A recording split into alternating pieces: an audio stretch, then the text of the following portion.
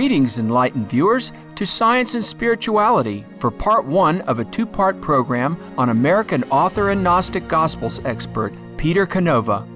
After an extraordinary career as an international businessman and luxury hotel developer, Mr. Canova began studying ancient mystical teachings, quantum physics, and psychology.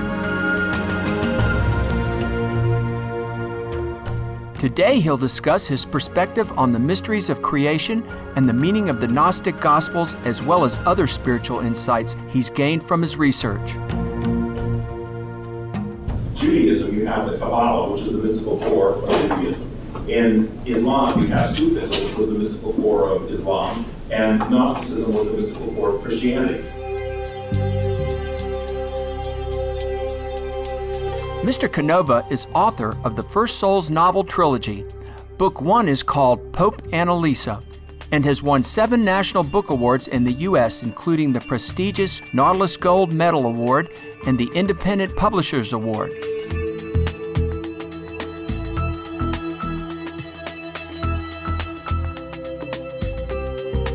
My name is Peter Canova from the United States, and I'm an author. I had a series of, I guess what you call them, psychic experiences when I was younger, and it put me on a quest to understand the whole basis of how these type of phenomena happen to us, and I sensed that we must all be connected in some sort of a matrix or an energy field. So just trying to really understand and answer those questions sort of set the course of my later life.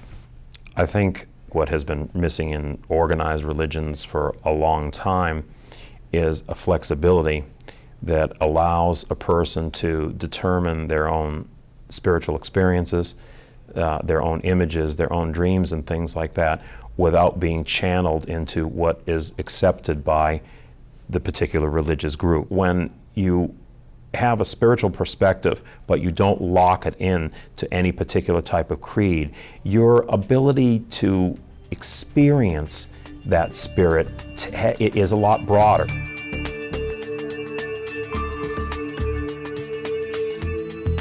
The modern world is rediscovering the mysteries of the East and the significance of yin, the female energy, and yang, the male energy, for spiritual advancement. Psychologist Carl Jung, known for his adept studies of Gnosticism, Christianity, Hinduism, Buddhism, Taoism, and other traditions, believed that the unification of the yin and yang polarities within the individual is an important step in achieving spiritual wholeness or merging with the higher self. All of us are born with both male and female qualities within us. Now, Carl Jung, the famous psychologist, would call it the anima and the animus, which is the male part in the female and the female part in the male. And your ability to use those faculties simultaneously is what makes an outstanding human being. When we bring those faculties into balance, we have a person who can be both feeling and intuitive, a person who can be both logical and analytical. And I think that that is certainly a gateway to opening up to higher spiritual experience. The sacred feminine, it was always the recognition that there are two faces of God, that God in this world expresses itself in terms of male and female qualities.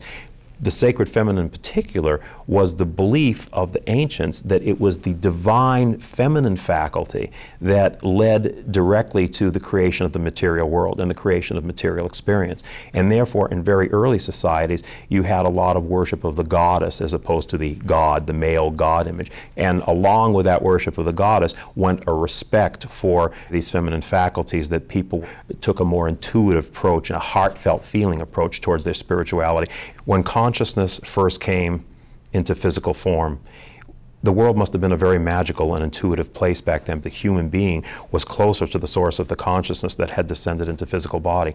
I think what happened was when all of a sudden the spirit in a human being woke up to the shock that it was in a physical body, and now it had survival issues. They had to develop a more male type of analytical strategy to understand the things in the world and survive.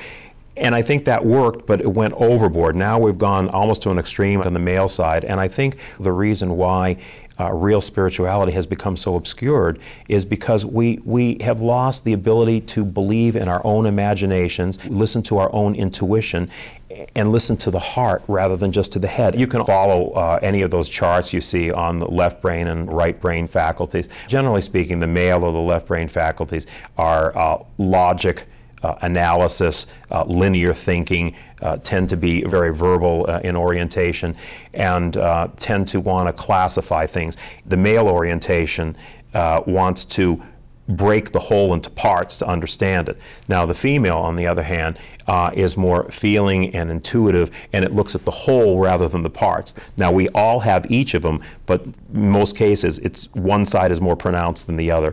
So it's important to bring those two into balance. We asked Mr. Canova to speak about his award-winning book and its message. I've written a novel called Pope Annalisa about an African nun who becomes the first female pope.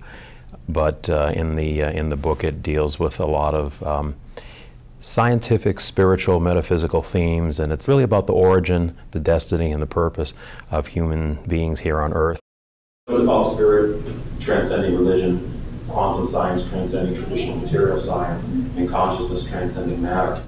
We haven't seen, well, a female priest before. We certainly haven't seen a female pope before.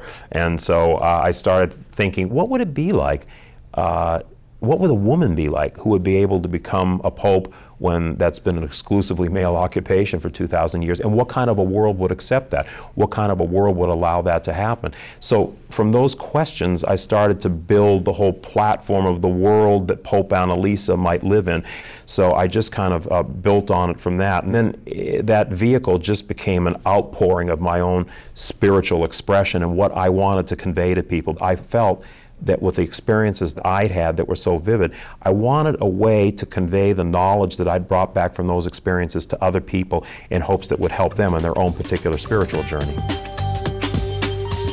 In 1945, some of the texts that are part of the Gnostic Gospels were discovered in Egypt, and their finding led to profound insights about the meaning of the spiritual teachings of past enlightened masters such as Jesus.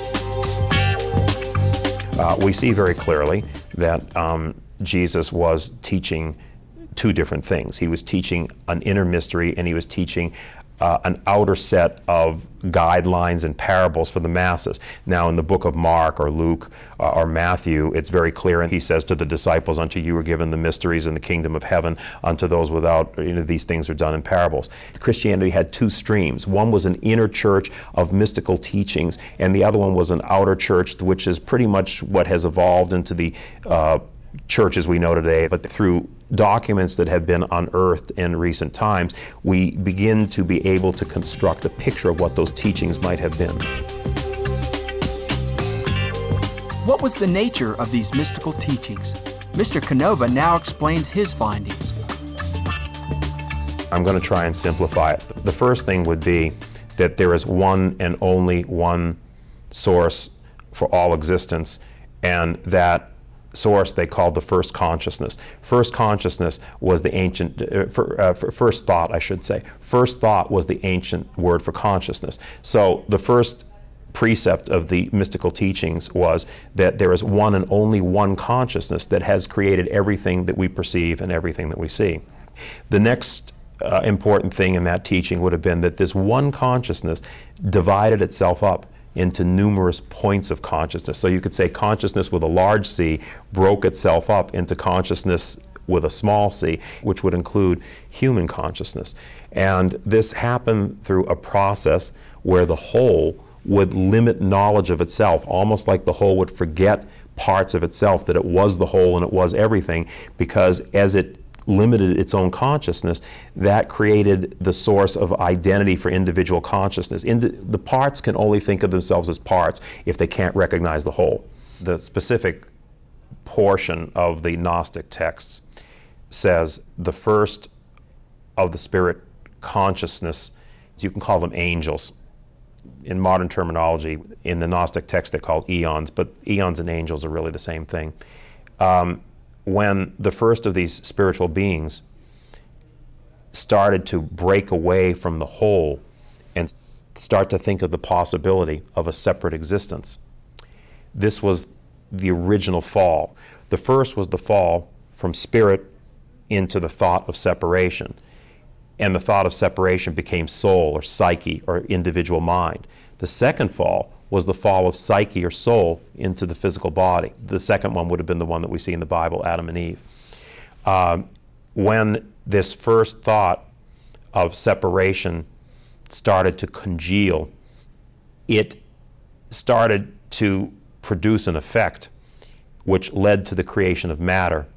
And it said that this matter could not vibrate at the same dimensional level as the spiritual vibration, and it was expelled in a great disturbance. Their word for Big Bang was a great disturbance. And it was expelled from the heavenly realm. They called it the pleroma, what we would call the heavenly or spiritual realm. This thought that led to matter was expelled in a great disturbance into another dimension.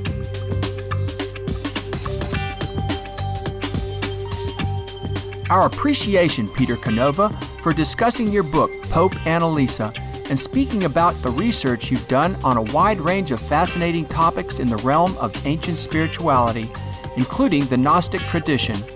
Harmonious viewers, please join us again next Monday on Science and Spirituality for the conclusion of our illuminating discussion with Mr. Canova. For more information on Peter Canova, please visit www.popeannalisa.com. Mr. Canova's book, Pope Annalisa, is available at the same website. Thank you for joining us today on our program. Up next is Words of Wisdom after Noteworthy News. May we always be in touch with the beauty of the divine.